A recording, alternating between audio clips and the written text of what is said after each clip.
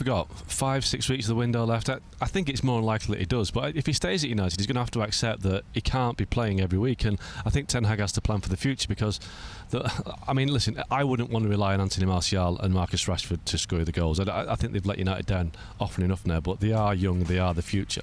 And Ronaldo's going to have to accept that he can't play every week, and United have to plan for the future, so it's going to be difficult for him. I think it suits everybody at United for him to go, for Ronaldo to go, for Ten Hag, for the club.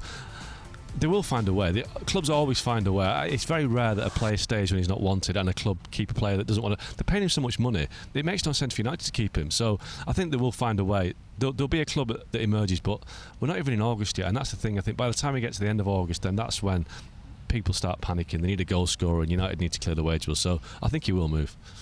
Gemma, do you think the Real Madrid players would want him back? Yeah, I'm sure. Fans, for sure. It's the biggest heroes, the maximum scorer in Real Madrid history, and the players too.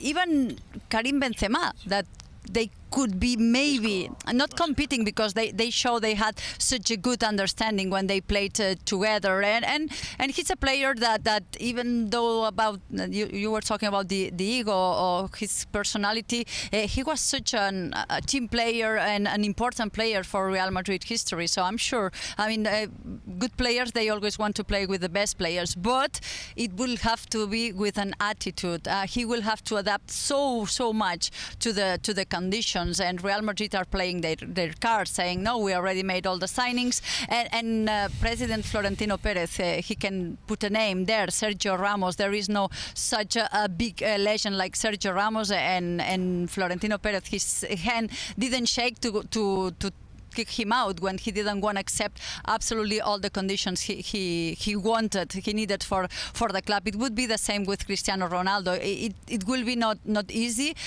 for him to negotiate. He will have to take a big pay cut and to adapt to the conditions and to adapt to Carlo Ancelotti's idea. And if he accepts that, being on the bench and being a second unity player and adapting and playing for the team, not playing for his records and for himself, we could be talking about a possibility. But as far as we know, he's not that close. The day of today, they were not looking for a player like him, but if there is a big opportunity that can guarantee some goals and a top striker that can play and put quality in the final third, we could be talking about a very famous comeback.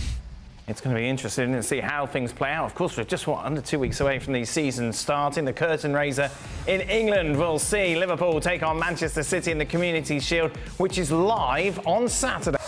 Well, thank you very much for watching ESPN on YouTube. For more sports highlights and analysis, be sure to download the ESPN app. And for live streaming, premium content, and let's not forget as well, ESPN FC 7 days a week. Subscribe to ESPN Plus.